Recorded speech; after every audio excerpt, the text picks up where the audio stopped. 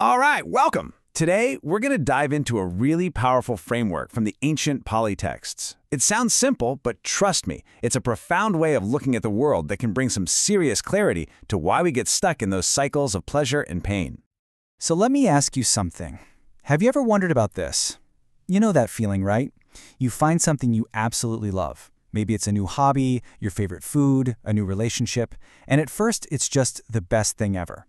But then, somehow, down the line, it becomes a source of stress or even disappointment. It's a pattern that's, well, as old as time. Well, it turns out there's an ancient, really systematic way to understand this exact cycle. And it's not about avoiding enjoyment, not at all. It's about seeing the complete nature of things, the good, the bad, and the way out. So we're not constantly blindsided by the inevitable downsides. Okay, so this framework is what we're calling the threefold lens. It's made up of three key Pali terms that, when put together, give us a complete 360-degree view of any experience we might get attached to. First up is Assāda, or gratification. This is the sweet stuff, right? The candy. It's the hook. It's that immediate pleasure and satisfaction that draws us in. You know, the amazing taste of a piece of cake, the thrill of a new romance, or just the comfort of an old habit. That's Assāda. It's the initial appeal. Next up in the lens is adi novo, the drawback. This is that hidden cost, the fine print we tend to ignore. Because all that gratification is temporary, it's always changing, there's a potential for disappointment built right into the experience. The cake gets eaten, the romance hits a snag, that cozy habit starts to show its negative side. That's the adi novo. And this brings us to the crucial third piece, nissaraniram, the escape. Now listen, this isn't about escaping the experience itself. It's about escaping our attachment to it. It's this incredible freedom, this release that comes from seeing both the gratification and the drawbacks so clearly that our cravings just don't have that same power over us anymore. So this isn't just some abstract philosophical idea, not at all. The Pali texts take this lens and apply it to pretty much every corner of human experience, just to show how universal this pattern really is. I mean, just look at this list, which is pulled from texts like the Majjhima Nikāya.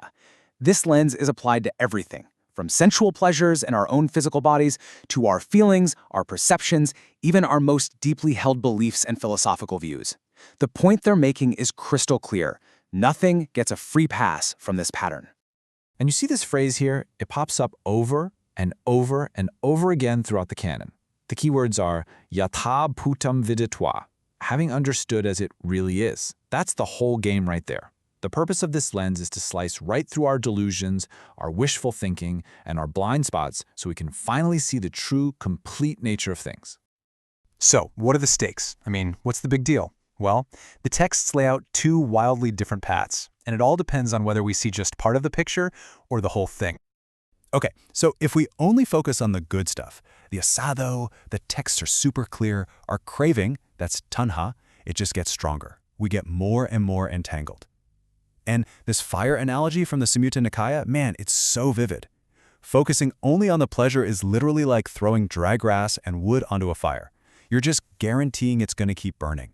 And in this case, that fire is suffering. But, and this is the huge but, if you manage to see the full picture, gratification, drawback, and the escape, the complete opposite happens. Passion just kind of fades.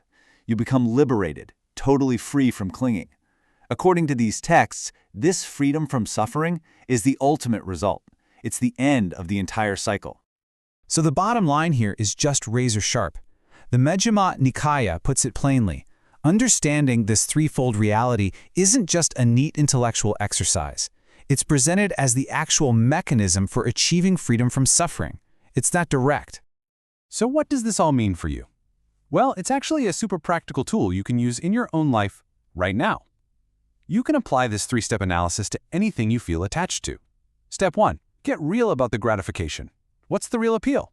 Step 2, courageously acknowledge the drawback. What's the inevitable downside? And step 3, contemplate the escape. What would freedom from that whole push and pull truly feel like? And look, the goal here isn't to judge our desires or feel bad about enjoying things. It's about understanding them completely. So I'll leave you with this question to chew on. What object, what habit, Or what belief in your own life could benefit from being seen not just for its sweetness, but for its whole, entire reality? What could you see more clearly with this threefold lens?